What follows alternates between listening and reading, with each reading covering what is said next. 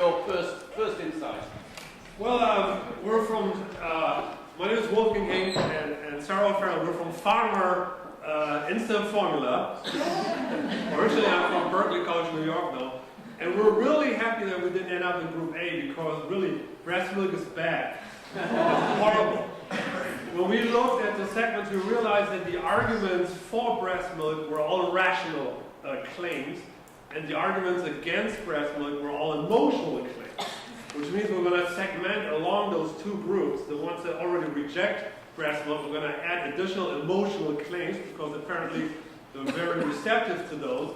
We're going to attack the more rational arguments of the first group with simple facts, because really you're totally misled to think that breast milk would be healthy considering all the contamination that is taking place, right?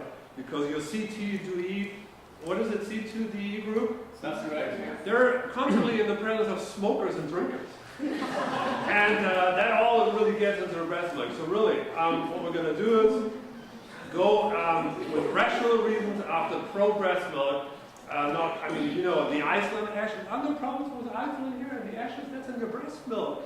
You're feeding that to your babies. Unbelievable. And we're going to go with emotional claims for the second group. Okay, thank you. Okay, we'll go back to this side now. A second insight. Is there another? Oh, we have a volunteer. I'm a lecturer in the Dundalk Institute of Technology. Well, we talked about it, and I think the thing that stood out in the video was the lecturing that the mothers experience from public health nurses and midwives. And I've been there, had that experience too, so I know how patronising it can be. So what we are suggesting is that we sort of take an AA approach, as sort of a sponsor idea, somebody who would act as a sort of a block leader, or somebody who would, from the same reference group, C2DE, that would have the experience and be able to support the mother. Could we call that buddy? Is that buddy, yeah. Sponsor. I think is the right word. And it's how you select that person is going to be very important. How you would select the criteria you use for selecting that person is very important. Yeah, I think it's a very interesting insight. I know people have been through AA, and I know AA gets a lot of criticism from some parties, but what surely works is that idea of your peers working with you. And it works both for the person who's in trouble, the person who's struggling with drink. It also works for the person who's got through that. It gives them a sense of feeling self-worth. Yeah, they can give back or pay forward. That's what I do. Absolutely. It's a really interesting insight that we can share across. Have we got another? Yeah. Okay. Can we get the microphone down here? She's keen. We're not going to give you the microphone.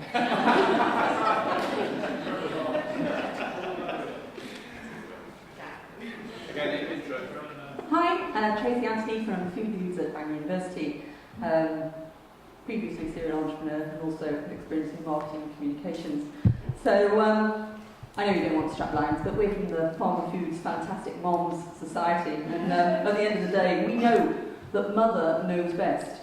And who knows better than mother for what you want for your child and what's good for you in terms of your lifestyle and culture, and not to be dictated to by government or health officials who feel that they know better. So this is about freedom. Mother knows best is just about that's the point for us, is that it's about choice, yes. So as you all know, Ray, Mummy knows best. Okay, do we have another one this side? Oh yeah. Hi, my name is Tom Roach. I'm from an NGO called Just Forest, based in Rowling, County Offaly. And myself and two ladies there, and is it Declan? Or Derek? Kieran. We had an excellent conversation about this particular topic, and personally, as someone who's already involved in a self-help program, I personally know the benefits of a self-help program and have done so for the last 21 years on alcoholism. and I've never had to drink as a result of attending that. So I can vouch for this, what this lady up here said, the AA approach. We actually came to that conclusion also. And that, you know, make areas, rather than having a sector in a restaurant or in a hospital just for breastfeeding, that the whole area is breastfeeding friendly. You know, I mean, it's about creating a culture of breastfeeding that is going to not be frowned upon, but embraced. And this is, I think, what children need to see, that this is quite good. This is not, look at the people in the rainforest. I mean, this is a very acceptable way of dealing with your children's needs. Breastfeeding is a wonderful bonding process, I've been told. And I'm really looking forward to it.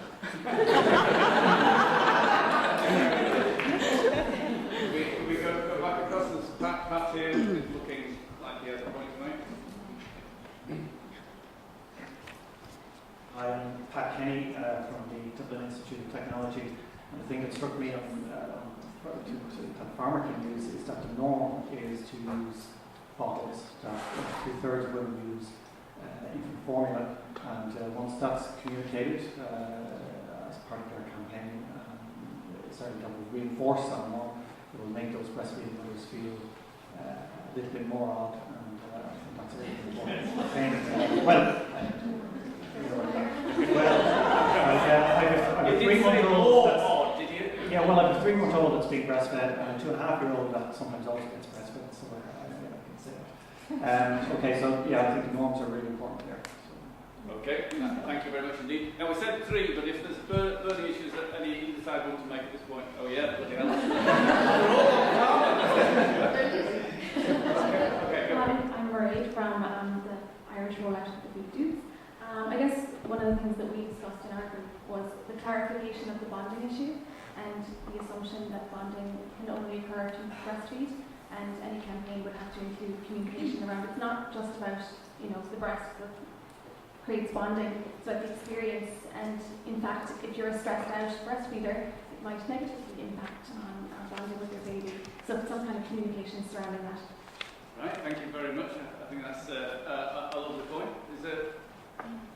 We'll just let you through that. There's a guy just 2 rows back after you. Deirdre O'Loughlin from University of Stirling and myself knew that I had to chat about this over coffee, and kind of both came to the same conclusion that certainly based on Kate's experience there, you know, she wants to have a life. She wants to go out and meet her friends. She's looking for her social life, interestingly, because she's just had another baby.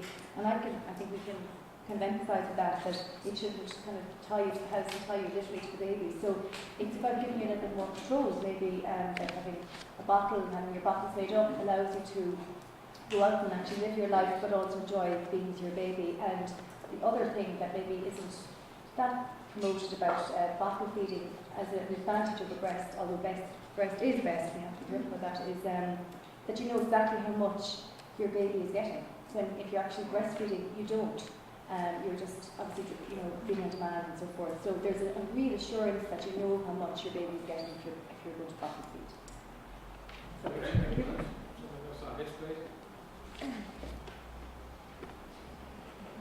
Joe McKenna's the name. My sense is that in order to promote the environment and the culture for breastfeeding, that we would be quite keen on making projects that we get involved in very attractive, that they themselves would be attractive in their own right. So to identify shops and premises around town that would be breastfeeding friendly, maybe get some benefits associated with that. Maybe free talks from peers or others, maybe some celebrities and others who have been through this, and create a kind of not just an environment that's friendly, but kind of a whole momentum and a sense of culture. So oftentimes people get attracted by the particulars of the offering, not just the generalities of the offering. Sorry for my accent. My name is Nazan and I'm a PhD student at Trinity College. For example, for the empathy, the second one, I guess like the law culture is in love with women magazines, which is considered as high quality women magazines. So using examples like yummy mommy things would be perfect. And they said that yes, we're using breastfeeding and we really care about how we look because like, they tend to have let's say the experience, and also they are great demonstration to these women. Hi, it's just Sarah O'Brien from HSE. Just in the context of the conversation down there about mums wanting to have lives and how that bottle feeding will allow you to have a life, I think from the breastfeeding side we probably need to look at dispelling the myth that it's how you feed your baby that results in the changes to your lifestyle after having a baby. But the reality is it's actually becoming a parent that takes your life away.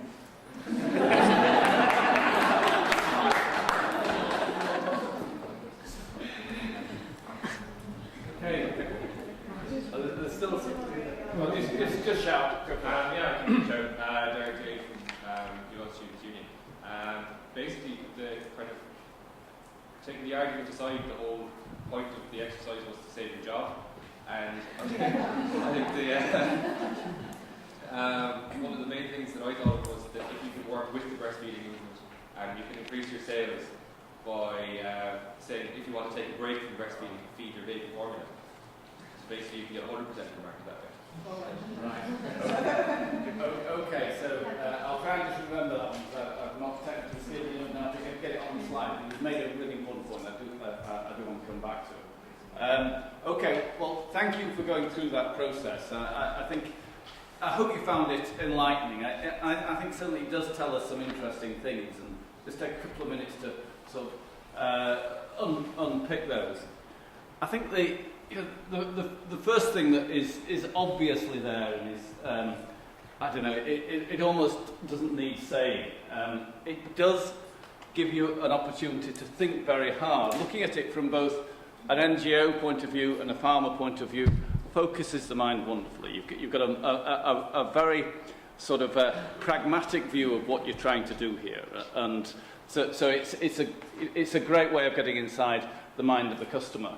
And you know, that's way beyond just the practicalities of how you get nutrition into your baby, isn't it? You know, perhaps more than any other area of public health, breastfeeding is one that is tied up with emotions and feelings, and aspirations and priorities are in there as well. And you know, the conflict between the individual in terms of the baby and the mother, and indeed you could see that coming out in terms of the father with some of the men speaking as well. So you know, fraught and complex area, but I'm sure, as Sally would confirm, you know, food is equally got that sort of dimension to it. So it's really important to get that sense of walking in another person's shoes if you're going to understand what they're about.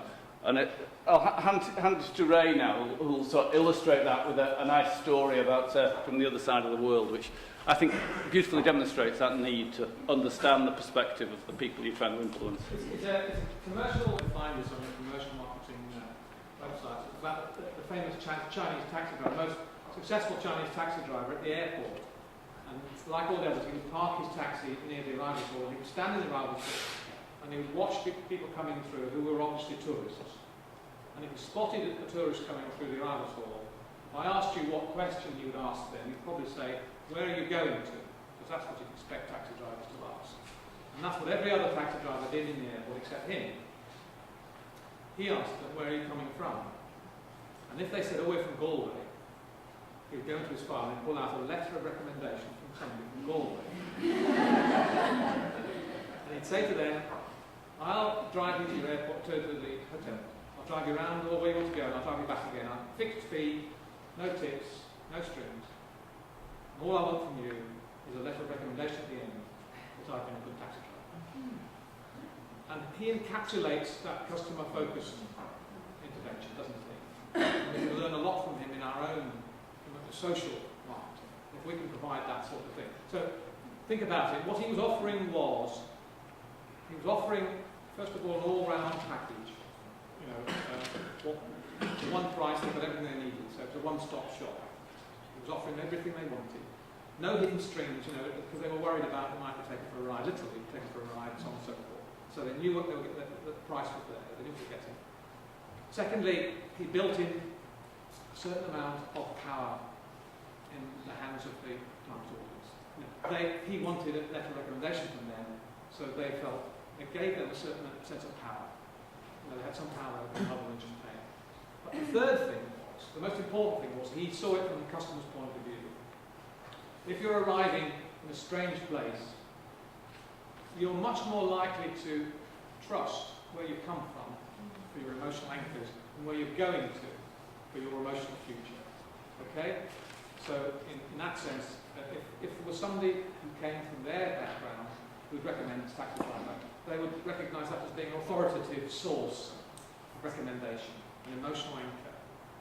And it's true also in interventions that we do.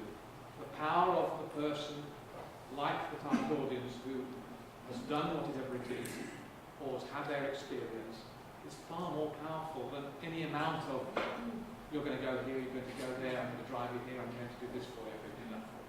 So remember the Chinese taxi driver. Whenever you're designing an intervention, think of the Chinese taxi driver, and that's how someone does that, organises the intervention, so that the emotional needs of the target audience are taken care of. Okay, thanks very much, Ray. So yeah, reinforcing a point we've made several times, but can't be reinforced enough. I think that, you know, work out and spend your time getting to know where people are coming from, as well as where you want them to go. The second advantage, I think, of competitive analysis is that it gives you an idea of what alternative pressures there are on people, what alternative offerings there are out there, and, you know, what pushback there might be on what you're trying to do. You know, what is encouraging them down a different direction, and thereby the potential benefits of reducing that attractiveness. So, and that gets us into this sort of slightly odd area for social marketers of price. But a really important one. And by price, of course, in commercial marketing, we tend to home in on the monetary price and whether something's going to cost you €3 or €5 or whatever. But this is true in the commercial sector. It's certainly true in the social marketing sector, that price is much more than money. Price is about barriers. It's about, you know, what you have to do in order to get what you want to get. You know, whether that be inconvenience. You know, one of the things I think that was very evocative about Kate's interview is, you know, the embarrassment of getting your boob out in public. You know, it's just, it's a big price, a big ask, that. So there's, you know, you immediately then can fast forward to thinking, well, yeah, there might be things you could do to reduce that price by making sure that every public building has a place where women can breastfeed, for example, or, you know, that you can see how you can come to solutions. But you need to know what the price is, first of all, and how big that price is, and how large it is perceived to be. So, very important part of it. The other side of this, and this comes to the very last remark that was made, I think, that, you know, whilst in some instances, and I would cite tobacco as the obvious example, there is no joint effort that can work here. We are on opposite sides and will forever fight each other like so. And, you know, the only way the issue of the problem of tobacco-related diseases will be solved is when the tobacco industry goes out of business. So there's not a compromise there. Breastfeeding isn't quite in that territory, though. You know, it's often conceived as such, and, you know, and some of the activities of you know, companies like Nestle, certainly in the past, you know, raise big question marks about how decent these companies are. But nonetheless, you know, it does strike me that there's potential here. I mean, there's a clear need for formula. There are women who cannot breastfeed, there's a proportion who will never be able to do it, and therefore formula has to be there. There may be instances when formula provides a temporary solution in between breastfeeding. So potentially, arguably, there might be somewhere one could begin to think about collaboration as well as competition. But it's a big and difficult area. It's not something we're going to drill down on today. Suffice it to say that if you're going down that route, then you have to be very, very alert to what you are doing, because you need to recognise that whilst there might be an overlap in the interests of the NGO and the commercial company, there is not a coincidence in their aims. So you've got to watch that very carefully. And I don't know whether people caught an interview on the BBC Today programme earlier this week talking about BP and the oil company. And Robert Reich, who was an advisor to President Clinton previously, was saying, the time has come for the American government just to take over the running of this operation, because BP ultimately cannot be trusted to put the interests of the American people and the American environment at the top of their list, because they will first and foremost look after the interests of their shareholders. So he's just reminding us that there is a conflict between the two. Yes, sorry, please do.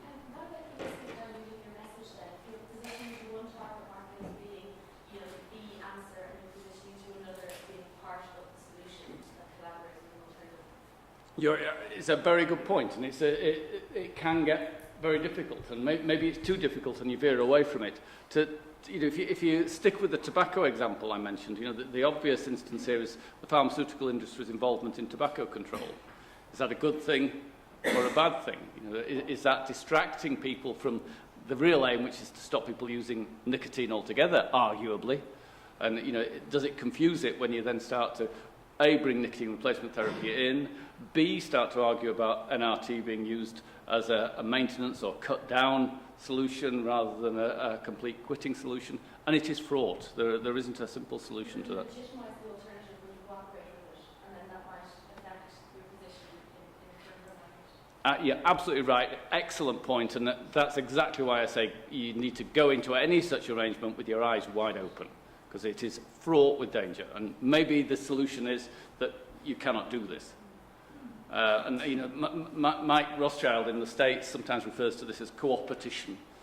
You're trying to get somewhere between the two, but it is fraught, and I'm not advocating it. I think it's probably too fraught, and I wouldn't. And what's happened in the British Isles, and I do mean the British Isles this time, with alcohol is very interesting. And from what I can gather, it's very similar in Ireland, in fact. The alcohol industry is very, very closely related to health promotion. And this is really dodgy. I think, there's a real problem. Our kids are getting their alcohol pops and their education from the same source. And I think there's a problem. But I don't think the problem is because people have tried to cooperate. It's because they've cooperated really, really badly. They've made the mistake of thinking just because people are nice, they're going to do nice things. Systems will militate against that. But above all, I think the really interesting thing about this, and if we flick back to the slides we put up, the similarities between these are actually the intriguing thing, aren't they? There's emotion in both sides. There's the environment and norms. There's getting and that environment and norms coming down to the buddying of people, which is a very interesting idea. And the culture. I think the point I picked up there was a really interesting one. If you breastfeed now, then the children who are being breastfed and their brothers and sisters will see that and will then go on in later life to see that as a normal way of doing things. And I think, again, that does chime with food dues. If kids at the age of 4, 8, 10, 14 come across fruit and veg as an absolute norm, then I think they'll carry that through life. That's what proper food is. That's how it is done. And if I go back to my pal Bill, who's at death's door now, he's never had that. Vegetables have never been a norm in his view of the world, and that's a big challenge. So it very neatly illustrates this point that there's a lot of similarities between whether you're working for a pharmacy, a PLC or an NGO. You're actually trying to do something very similar. So it's a nice sort of reinforcement of the essence of social marketing. But it also gives a lie to the idea that marketing is inevitably concerned with the individual. It isn't. Marketers are extremely conscious of the need to manipulate not just the individual, but the social context to make that as supportive as possible for their business. Whether that be in terms of the peer group and the culture in that sense, or whether that be in terms of the legislative environment. So, one of the big fights we have in the moment at the UK is with the tobacco industry that is challenging our move, both in Scotland and England, to put tobacco out of sight, that you in Ireland have led the way on. But they are challenging it very, very seriously.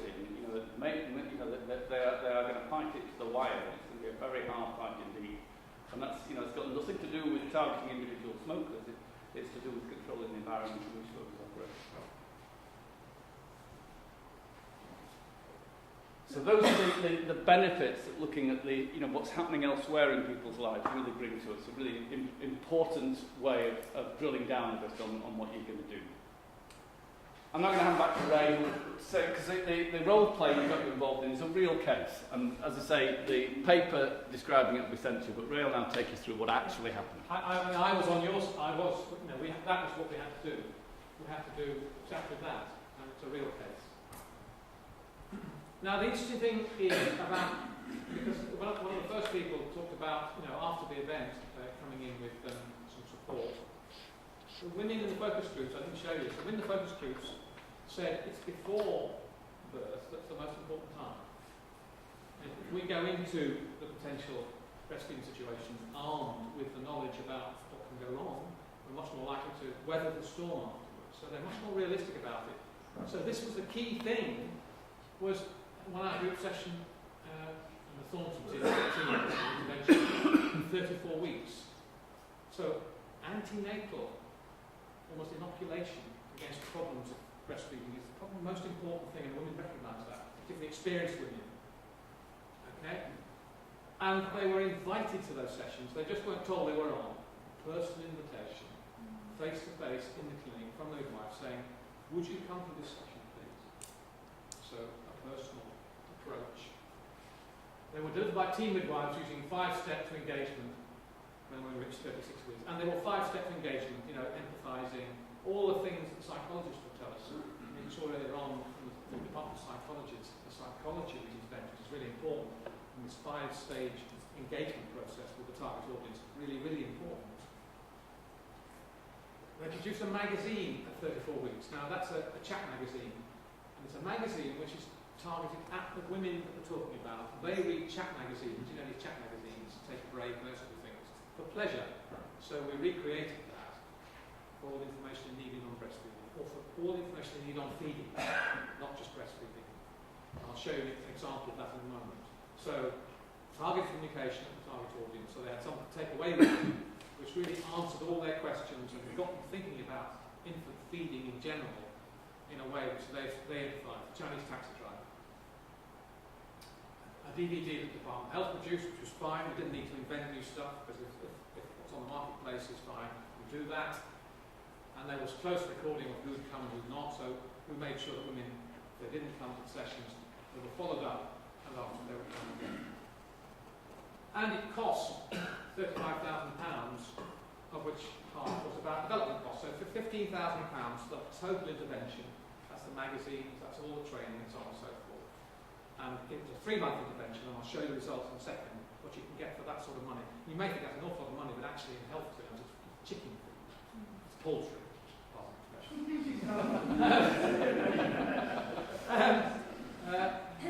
And the session itself was very important. The antenatal session itself was geared up for the target audience. It was very much about, we don't want to there to lecture, you were there to take part. So the midwives were very nervous about these sessions. Very interesting. The midwives were very nervous about delivering this sort of session antenatally. So that the midwives were, again, we did focus group with them, what were your fears and anxieties about delivering this sort of thing, so that we produced prompt cards for them. So that everything, they would bring up an issue and they would have prompt cards which would tell them how to answer the issue. And we used role play. I employed a role player, well spotted earlier on, and she came along as the target audience, and the midwives had a chance to interact with her and try and sell her, if you like, breastfeeding face to face. And so when she reacted in a certain way, they could counter in a way which was much more satisfactory. So the training of the staff, very important. Puppets were used, dolls, soap menus, t-shirts, all very interactive. The little balls that you show the size of the baby's stomach at certain times. It's almost a form of play, this, do you understand what I mean? And the focus on interactive learning and participation. So this antenatal session was timed right for them. It was what they wanted in terms of information and skilling up.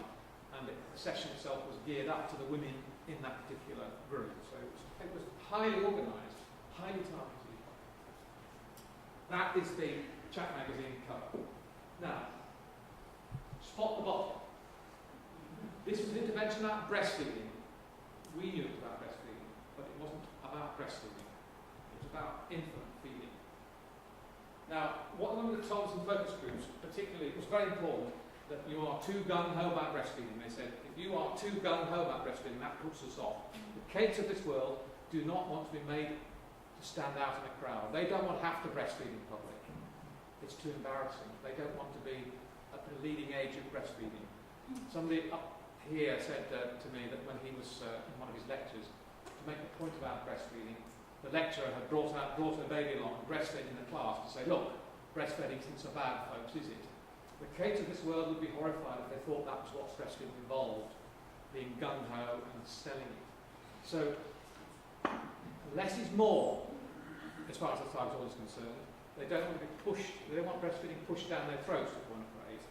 So the magazine has on the front of it an attractive cover that will attract all women who will have to feed their babies one way or another, breast or bottle. Now inside, they were even-handed and they dealt with both issues even-handedly. And more women breastfed than if they hadn't. And these are results. Now, it's a bit complicated. I'll take you through it. There are 3 stages in breastfeeding. There's an intention to breastfeed, there's breastfeeding from discharge from hospital, and there's breastfeeding when they've finished in the community, about 6 to 8 weeks after they've delivered and they've gone home, they are discharged from care. Okay? And the intervention, we had controls, like we saw earlier on Sally.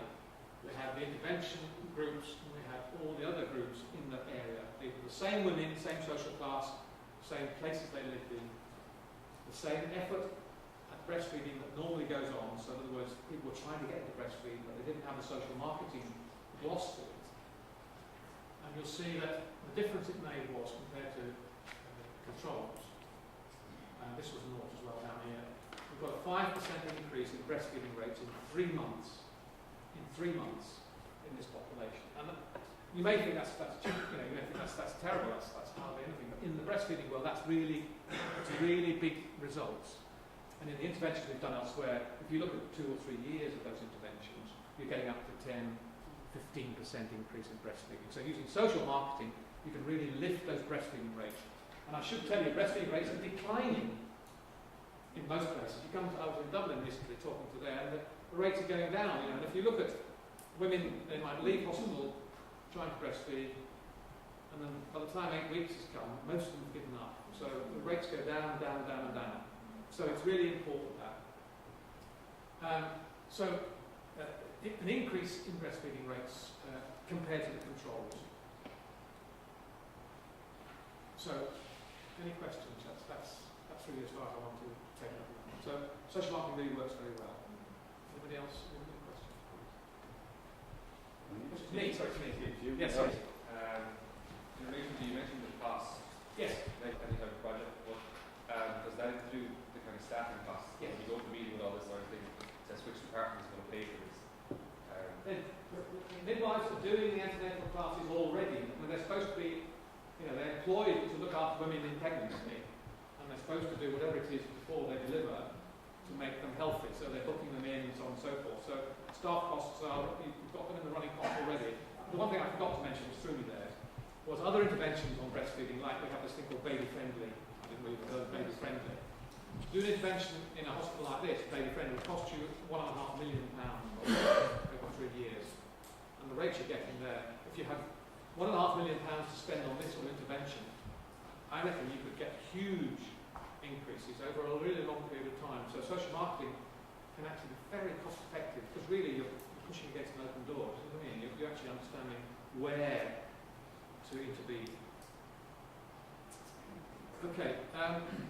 All right. Now, what we're going to now is going to shift the focus a bit now and say, you've seen a target audience, you're getting used to the target, and you're dealing with an issue which you probably can empathise with.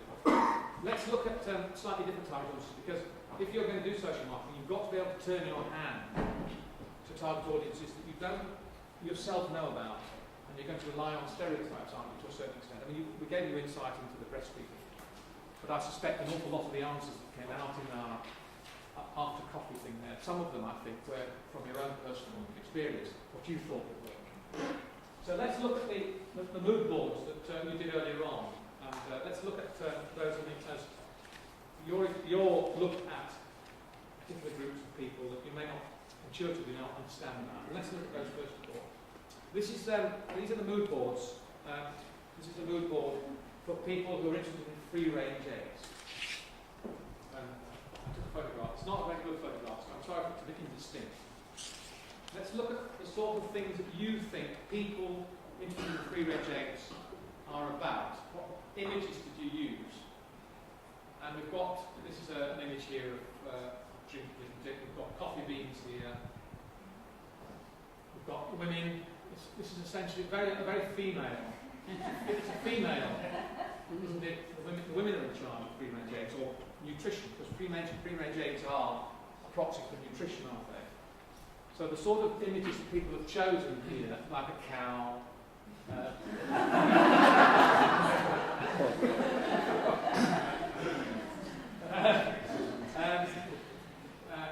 fuel for the brain and so on and so forth. So these are the sort of images that people have chosen in relation to the sort of people. Naturalness as well. Naturalness, yes. Organic, people interested in organic. So they're the sort of stereotypical of you which you've got someone who's interested in free-range eggs. And that's the sort of thing you've got to do for your own target audience. If you're going to do social marketing, you've got to be able to start to think about them as groups of people with particular issues, particular way of looking at the world. Let's look at the pilots now. Now, these are the people who are commercial pilots, or interested in being commercial pilots.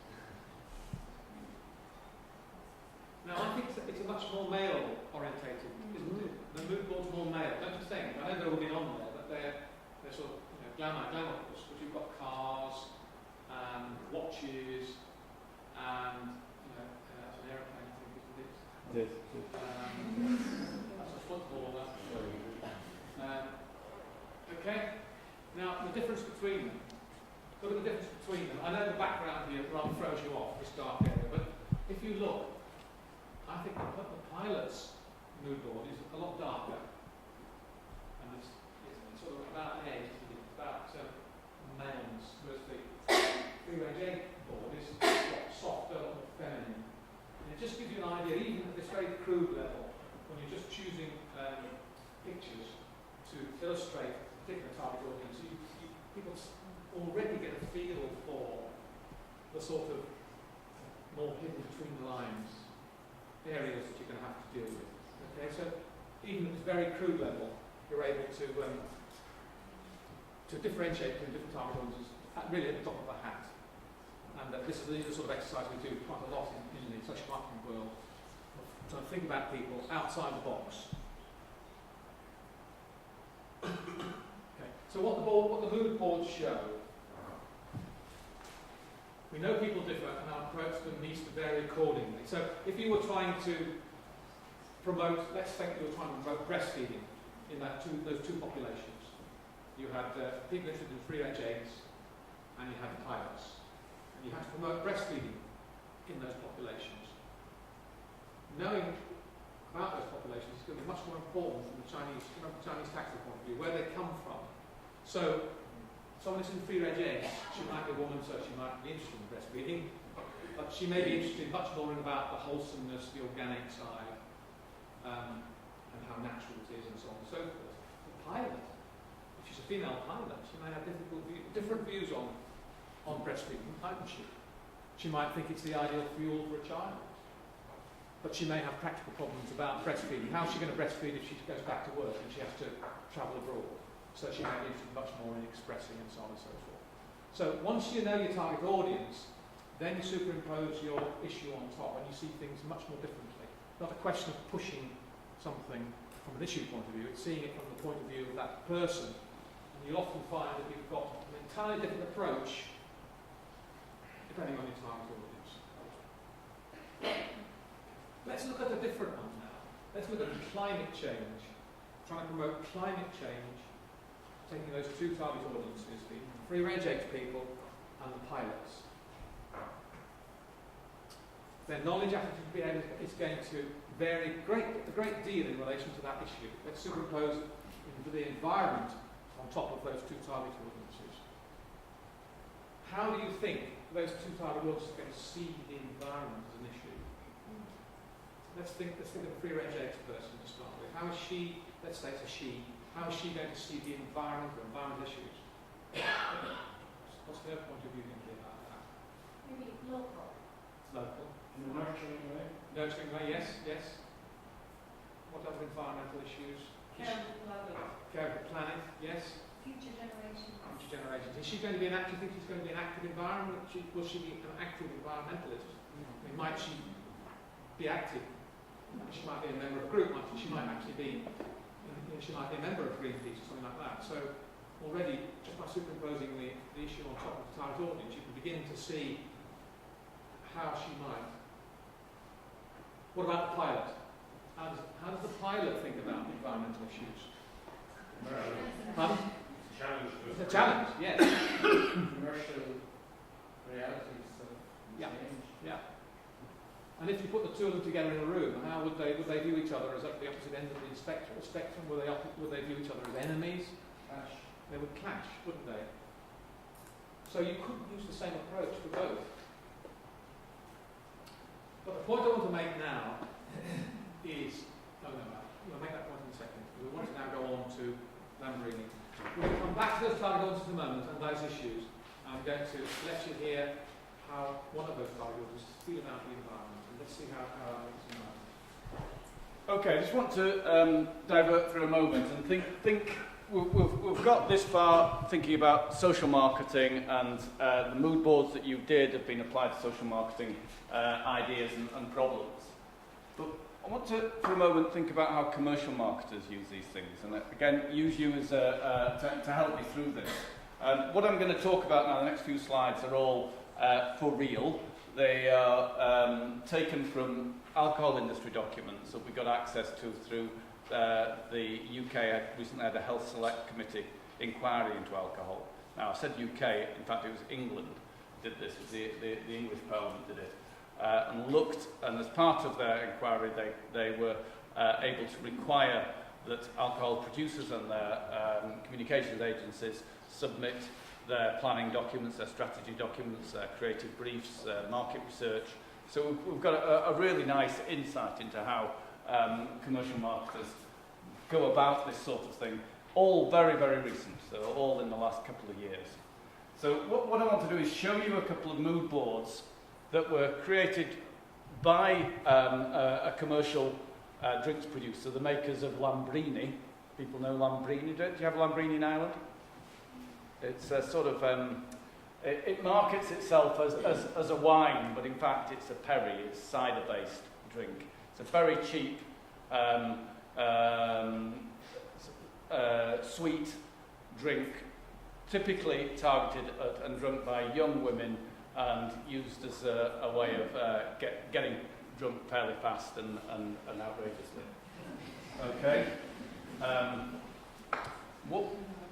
What I want to do then is show you a couple of mood boards that Lambrini themselves put together using focus groups. So they went into focus groups and got young women to construct these. I want to have a look at the mood boards and then tell me how you would go about marketing Lambrini, having seen these. And then I'll say a little bit about I'll show you what they actually did. Okay? So